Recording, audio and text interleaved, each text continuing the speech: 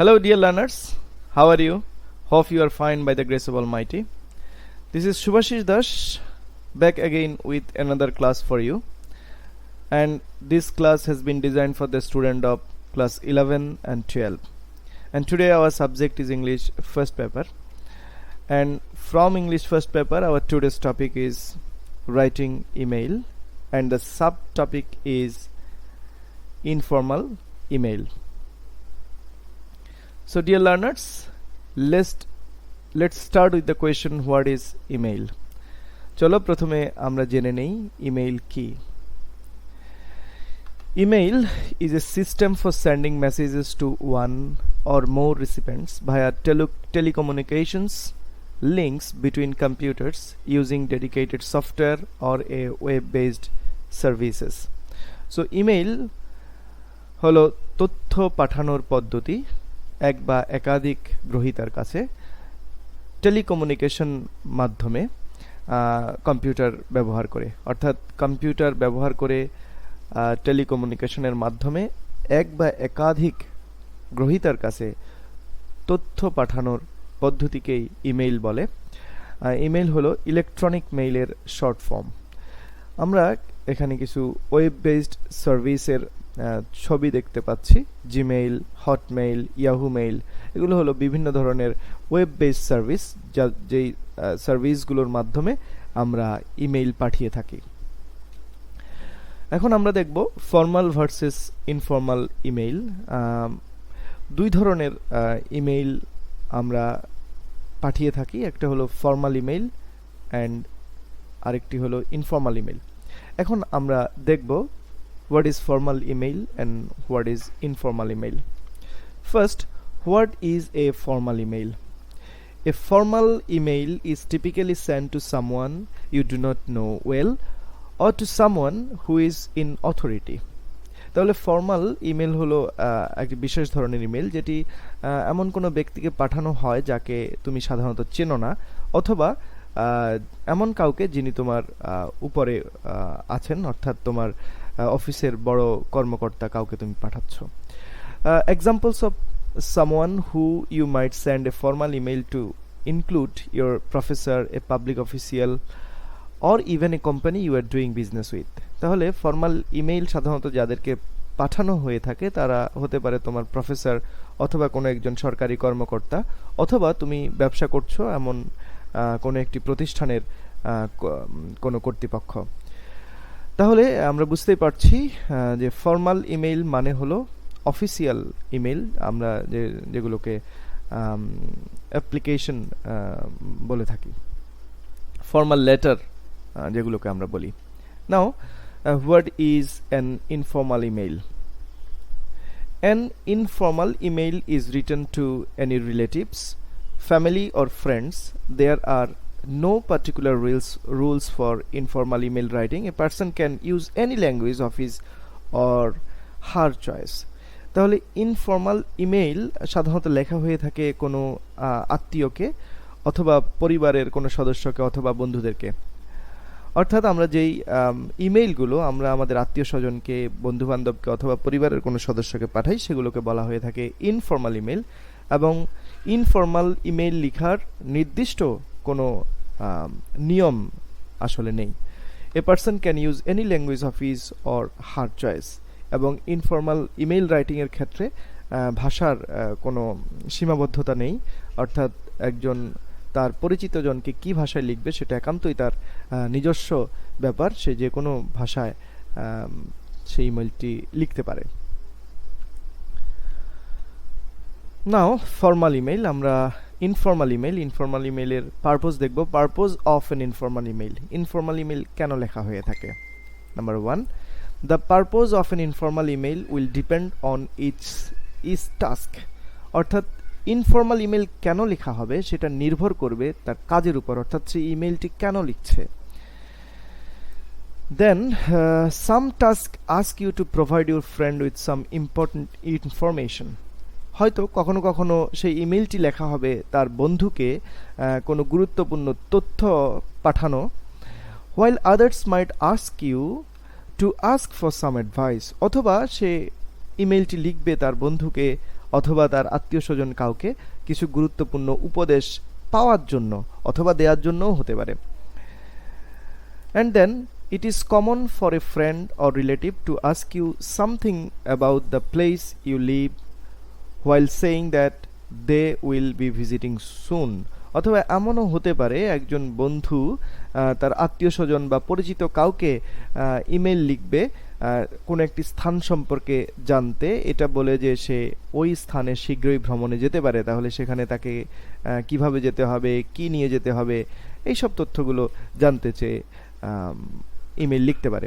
তাহলে আমরা বুঝতেই পারছি ইনফর্মাল ইমেইল লেখার উদ্দেশ্যগুলো একান্তই ব্যক্তিগত, অর্থাৎ একজন বন্ধু তার বন্ধুর কাছে যে কোনো তথ্য চেয়ে চিঠি লিখতে পারে, আত্মীয় স্বজনের কাছে মানুষ কেমন আছে জানতে চেয়ে লিখতে পারে, যে কোনো তথ্য জানতে চেয়ে লিখতে পারে, তথ্য দিয়ে জানিয়ে চিঠি ইমেইল লিখতে পারে। নাও one of the important thing for writing informal email is language, অর্থাৎ ভাষা। অর্থাৎ ইনফর্মাল ইমেইলের ভাষা কি হবে? একটু আগেই বলছিলাম যে এটার কোনো পার্টিকুলার রুলস নেই। given that we are writing to a friend or close relative, our language will be relaxed and friendly. So আমরা যখন ইনফর্মাল ইমেইল লিখব আমাদের বন্ধুদের কাছে অথবা খুব ঘনিষ্ঠ আত্মীয়-স্বজন কারো কাছে, যেমন ভাই বোন অথবা চাচা, আমরা যখন ইমেইল লিখব তখন আমাদের ল্যাঙ্গুয়েজ হবে রিল্যাক্সড অ্যান্ড ফ্রেন্ডলি। আমরা কোনো অফিসিয়াল ল্যাঙ্গুয়েজ বা সম্বোধন ইত্যাদি আমাদেরকে করতে হবে না। We could call it informal language if you want. আমরা এটাকে তোমরা যদি চাও আমরা এটাকে ইনফর্মাল ল্যাঙ্গুয়েজও বলতে পারি, অর্থাৎ আমরা বাসায় যেভাবে কথা বলি সেভাবেই আমাদের ইমেইলের ভাষা হতে পারে। So we will be making use of contracted forms, common phrasal verbs, colloquial expression, even flexible punctuation. অর্থাৎ আমরা যখন চিঠি লিখব তখন আমরা সংক্ষিপ্ত রূপে লিখতে পারবো, আমরা কমন ফ্রেজাল ভার্বগুলো ব্যবহার করতে পারবো, যেমন উইল এরকম। এরপরে আমরা আঞ্চলিক ভাষা ব্যবহার করতে পারবো, এমনকি আমরা পাংচুয়েশনের ক্ষেত্রে আমরা ফ্লেক্সিবল থাকতে পারবো।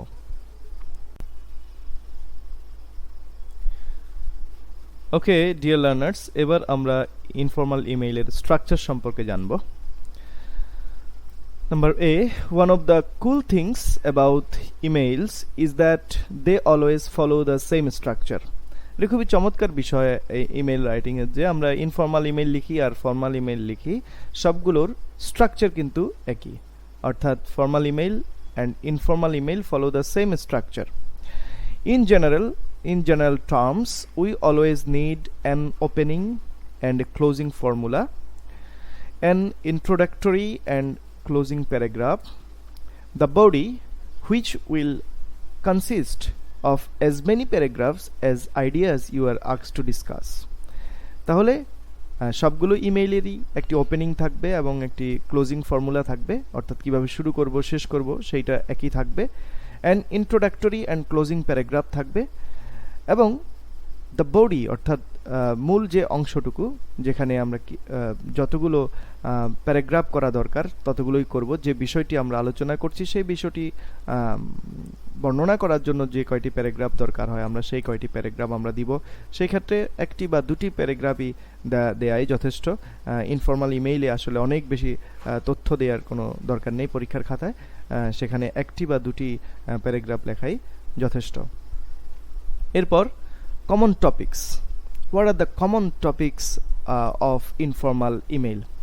Many informal emails to friends and relatives deal with giving advice on a certain subject, such as visiting your hometown, keeping fit, advice on your cities to visit in your country, organizing a party for a mutual friend, etc. তাহলে যে informal ইমেইলগুলো সাধারণত আমরা বন্ধুবান্ধব অথবা আত্মীয় স্বজনকে লিখে থাকি, সেগুলোর বিষয়বস্তু হয় সাধারণত কোনো একটি নির্দিষ্ট বিষয়ে উপদেশ দেয়া, যেমন ভিজিটিং হোম টাউন, গ্রামের বাড়িতে নিজের শহরে ঘুরতে যাওয়া, স্বাস্থ্য ঠিক রাখা, অথবা তোমার দেশের কোন শহরগুলো তুমি ঘুরতে যাবে সেই সম্পর্কে, অথবা কোনো একজন কমন ফ্রেন্ড, মিউচুয়াল ফ্রেন্ড ফ্রেন্ডের জন্য কোনো পার্টি অ্যারেঞ্জ করা অথবা পিকনিক অ্যারেঞ্জ করা অথবা কোনো একটা ঘটনার বর্ণনা দিয়ে সাধারণত ইমেইলগুলো লেখা হয়ে থাকে। আমরা ইনফর্মাল ইমেইলের স্ট্রাকচার সম্পর্কে জানলাম, আমরা কমন টপিকসগুলো কি কি হয় সেই সম্পর্কেও জানলাম। নাও this is a screenshot of an email, অর্থাৎ একটি ইমেইলের এটা অনেক আগের ফরম্যাট, আর ভিন্ন ভিন্ন ওয়েব সার্ভিসের ভিন্ন ভিন্ন ফরম্যাট, অর্থাৎ জিমেইলের এক ধরনের ফরম্যাট, আমরা যদি ইয়াহু মেইলে যাই তার ফরম্যাট একরকম। এখানে একটি কমন ফরম্যাট এখানে দেয়া আছে। তাহলে শুরুতে থাকছে টু, কোথাও কোথাও শুরুতে আবার ফ্রম থাকে, অর্থাৎ কে পাঠাচ্ছে সেটা কিন্তু অটোমেটেড উঠে যায়।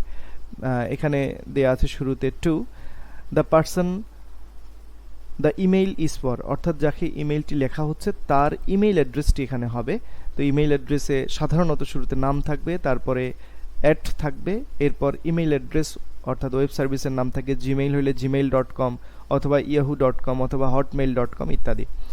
তারপর CC any other people who would benefit from the email, অর্থাৎ একই ইমেইলটি আমরা যদি অন্য আরও 5 জন ব্যক্তি 10 জন ব্যক্তিকে পাঠাতে চাই তাদের ঠিকানা হবে এখানে।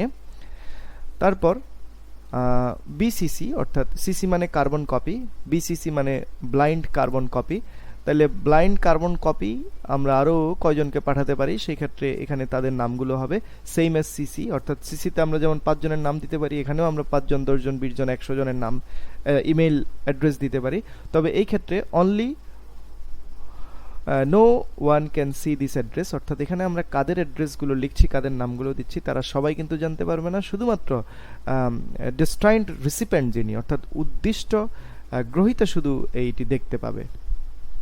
এরপর ইমেইলের বডিতে অর্থাৎ যেখানে আমরা লিখব সেখানে কি কি থাকবে, সেখানে থাকবে salutation, opening sentence, the email information in detail, closing sentence and signature or name. তাহলে শুরুতে স্যালুটেশন অর্থাৎ সম্বোধন থাকবে, আমরা ইনফর্মালের ক্ষেত্রে যা যা লেখা হয় স্যালুটেশনে সেগুলো এখানে দিব। তারপর ওপেনিং সেন্টেন্স অর্থাৎ একটি ইমেইলটি শুরু করার জন্য একটি সেন্টেন্স এখানে থাকবে। তারপর the email information in detail অর্থাৎ ইমেইলের বিষয়বস্তু কি সম্পর্কে আমরা এই ইনফর্মাল ইমেইলটি লিখছি সেই কথাগুলো এখানে থাকবে। এরপরে সর্বশেষ এখানে দেয়া থাকবে হলো ক্লোজিং সেন্টেন্স অর্থাৎ শেষ কথা ইমেইলের। এরপর এখানে সিগনেচার অর নেম, আমরা সাধারণত ইনফর্মাল ইমেইলের সিগনেচার তো হয় না, সো স্বাভাবিকভাবে এখানে হবে নাম হবে। তাহলে আমরা নিশ্চয়ই শিক্ষার্থীরা এখান থেকে বুঝতে পেরেছো একটি ইমেইল কেমন হবে। এরপর আমি ইউজফুল পয়েন্টস বলছি ইনফর্মাল ইমেইল রাইটিং এর। ইউজফুল পয়েন্টগুলো কি কি, শুরুতে টু, তাহলে প্রথমে টুটা কেমন হবে, এখানে একজনের নাম হবে রাজীব হালদার, এই নামটা তুমি লিখলেও লিখতে পারো না লিখলেও অসুবিধা নেই, তবে অবশ্যই টুতে একটা ইমেইল অ্যাড্রেস হবে। ইমেইল অ্যাড্রেস সবসময় স্মল লেটারের হয়ে থাকে, এটা খেয়াল রাখতে হবে। নামের ফার্স্ট লেটার যদিও ক্যাপিটাল লেটার হয় কিন্তু ইমেইলের ক্ষেত্রে এখানে স্মল লেটার হবে, অনেক শিক্ষার্থীরা এই ভুলটা করে থাকে। এরপর কিছু সংখ্যা দেয়া থাকে সাধারণত, না হলে অ্যাড্রেসটি নেয় না।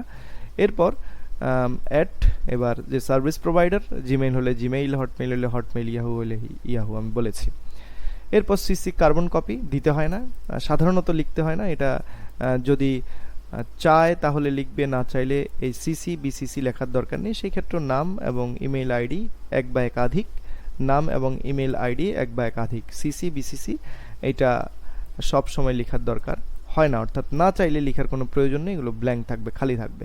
এরপর সেন্ড, এটা অটোমেটেড হয়, আমরা যখন ইন্টারনেটে ইমেইল প্রেরণ করি তখন এই সেন্ড আইটেমটি অটোমেটিক আসে, অর্থাৎ যখন ইমেইলটি পাঠানো হয় তখন হয়, কিন্তু আমরা পরীক্ষার খাতায় লেখার ক্ষেত্রে এটা আমরা লিখে দিব, যেহেতু এখানে আমরা কোনো ইমেইল জেনারেট করছি না আসলে তখন। সেই ক্ষেত্রে এখানে কি হবে, যে কোনো একটি টাইম দিয়ে দিচ্ছি 10 AM 20 অক্টোবর 2020। এরপর সাবজেক্ট, এখানে ইমেইলের সাবজেক্ট ইনফর্মালি লেখা, invitation to join a picnic, অর্থাৎ এখানে আমরা যেহেতু ফর্মাল ইমেল লিখলে এখানে মূল সেন্টেন্সটি লিখতে হবে, কিন্তু ইনফর্মাল ইমেইলের বেলায় এখানে পুরো সেন্টেন্স লেখার কোনো দরকার নেই। এই ক্ষেত্রে ইনফর্মালি শুধু ইনফরমেশনটা উঠিয়ে দিলে হবে। এখানে আমি লিখলাম invitation to join a picnic, it's a sample subject.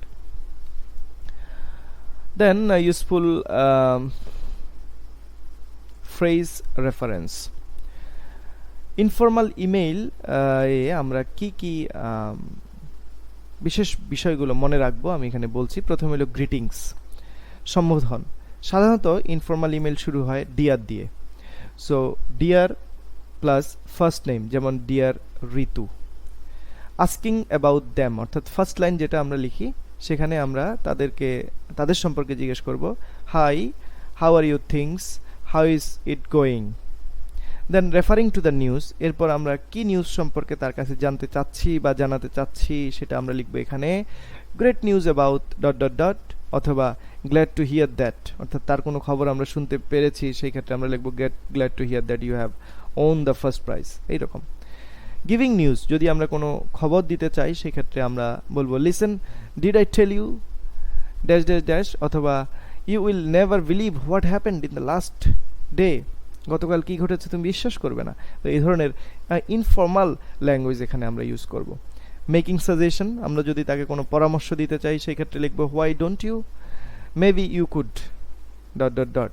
Closing expression, অর্থাৎ আমরা ইমেলটি প্রায় শেষ করে আসছি, সেই ক্ষেত্রে আমরা কি লিখবো, well got to go now, see you soon, আমাকে এখন যেতে হবে, তোমার সাথে শীঘ্রই দেখা হবে, এই ধরনের কোনো কথা আমরা লিখবো। সাইনিং অফ অর এন্ডিং, আমরা শেষ করব, একদম শেষ লাইনটি কি হবে, লাভ, লটস অফ লাভ, অথবা ইউটস ইত্যাদি লিখব। সর্বশেষ নেম লিখব, ইউর ফার্স্ট নেম, অর্থাৎ ফুল নেম এই ক্ষেত্রে প্রয়োজনীয়তা নেই। সো ফার্স্ট নেম যেটা এখানে যেমন আমরা লিখেছি জেমি, তাহলে গ্রিটিংস দিয়ে শুরু হবে এবং নেম দিয়ে শেষ হবে। অবশ্যই গ্রিটিংস শুরু হয়, সাধারণত ইনফর্মাল ইমেল গ্রিটিংস শুরু হয় ডি। ওকে ডিয়ার লার্নার্স, এবার sample informal email. Now I want to show you a sample informal email. প্রথমে লিখতে হবে ফ্রম। আমি আগেই বলেছি কিছু কিছু সার্ভিস প্রোভাইডারের শুরুতেই ফ্রম আসে, তো সেই ক্ষেত্রে ফ্রম দিয়েই আমরা শুরু করি, অর্থাৎ ইমেলটি কে পাঠাচ্ছে তার নাম লিখবে। এখানে লেখা আছে শরৎ চৌধুরী, শরৎ চাই 32@gmail.com। খেয়াল করবে ইমেইল অ্যাড্রেসে কোনো স্পেস নেই, এখানে ডটের পরেও কোনো স্পেস নেই, it's not full stop, it's dot, কোনো স্পেস নেই। সো নাম লেখাটা ম্যান্ডেটরি নয়, নাম চাইলে তোমরা লিখতে পারো, না লিখলে অসুবিধা নেই, কিন্তু অ্যাড্রেসটা এভাবেই লিখতে হবে। তাহলে এটা হলো সেন্ডার, অর্থাৎ যে ইমেইলটি পাঠাচ্ছে। তারপর আসবে টু, অর্থাৎ যে ইমেইলটি পাবে। এখানে দিয়েছি Rajib Haldar, Rajib 254@gmail.com, and then CC carbon copy Shamim Hassan, shamim36@gmail.com. so it's not mandatory to write this, যদি না চায় তাহলে CC লেখার দরকার নেই। এরপর BCC blind carbon copy হৃদয় 25@gmail.com, এটাও লেখা প্রয়োজনীয়তা নেই না চাইলে, এগুলো খালি থাকবে, CC এবং BCC খালি থাকবে। এরপর সেন্ট হবে 10 AM 20 অক্টোবর 2020, একটা সময় দিতে হবে। আমি আগেই বলেছি যে এটা ইমেইলে অটো জেনারেটেড হয়, কিন্তু যেহেতু আমরা খাতায় এটা লিখছি সেহেতু এই বিষয়গুলো অর্থাৎ এই সেন্টটাও লিখে দিতে হবে। Then subject invitation to join a picnic, informal sentence একটা, এখানে পিকনিকে যোগদান করার আমন্ত্রণ। সাবজেক্টের পরে ইমেল শুরু হবে, অর্থাৎ ইমেইলের মূল বডি আসবে। হাই রাজীব, তাহলে এটা শুরু হয়েছে হাই দিয়ে, ডিয়ার দিয়েও দেওয়া যেতে পারে, ইটস গ্রিটিং। তারপরে first line, how are you, hope you are passing good time after your examination, তাহলে এটা হলো শুরুর যে লাইনটি, starting line. And then you will glad to hear that we have arranged, এখানে একটা ডি হবে, we have arranged a picnic to make our vacation more meaningful and enjoyable, তাহলে এটা মূল বডি, এখানে বর্ণনা হচ্ছে। We are planning to visit Cox's Bazar for a week, we will start our journey next Saturday. এরপর এখানে অফার দিচ্ছে, now we want you as our companion, you will surely enjoy the tour, take permission from your parents and ensure me as soon as possible, don't make any delay, see you on Friday next, your friend Sharat. So this is the way of writing informal email. তাহলে শুরুতে কি লিখবে? শুরুতে লিখবে from, একটা address, তারপরে to যাকে পাঠানো হচ্ছে, তারপরে sent অর্থাৎ কখন পাঠানো হয়েছে, এরপর সাবজেক্ট, তারপর এখানে আসবে greetings, starting line, main body and ending line and the name. তাহলে এই বিষয়গুলোই থাকবে। আমরা প্রায় শেষ দিকে চলে এসেছি। এবার সাইজ অফ ইনফর্মাল ইমেল, এটা স্টুডেন্টদের মধ্যে খুবই কনফিউজিং একটা বিষয়। অনেকেই জিজ্ঞাসা করে, স্যার ইনফর্মাল ইমেইল অর্থাৎ ইংলিশ ফার্স্ট পেপারের যে ইমেইল সেটা আমরা কতটুকু লিখব? তো তাদের জন্য এই পয়েন্টসগুলো, it's not necessary to write a long email. Informal email খুব লম্বা করে লেখার দরকার হয় না, বিশেষ করে পরীক্ষার খাতায় এটা লম্বা করে লেখার কোনো প্রয়োজনীয়তা নেই, কারণ ইট ক্যারিজ অনলি 5 মার্কস। কারণ ইনফর্মাল ইমেইলে শুধুমাত্র অ্যালোটেড মার্কস হলো 5। It should be written in 1 page, অবশ্যই একটি ইনফর্মাল ইমেইল একটি পেজেই লিখতে হবে। The body of the email should be written within 70 to 80 ওয়ার্ডস, দরকার নেই 70 থেকে 80 শব্দের বেশি ইমেইল লেখার দরকার নেই। ইট ক্যান বি 1 or 2 প্যারা, অবশ্যই এটা 1-2 প্যারার মধ্যে সীমাবদ্ধ রাখতে হবে। তাহলে ইনফর্মাল ইমেইল সম্পর্কে আশা করি তোমাদের যে জিজ্ঞাসা ছিল মনে, এই ক্লাসটি দেখে তোমাদের সেই জিজ্ঞাসা মিটেছে। তারপরেও if you have any question regarding informal email, you can ask me in the comment box. I will surely answer you. Thank you for attending the class no more today. Wish you have enjoyed the class a lot. Goodbye, take care, stay safe.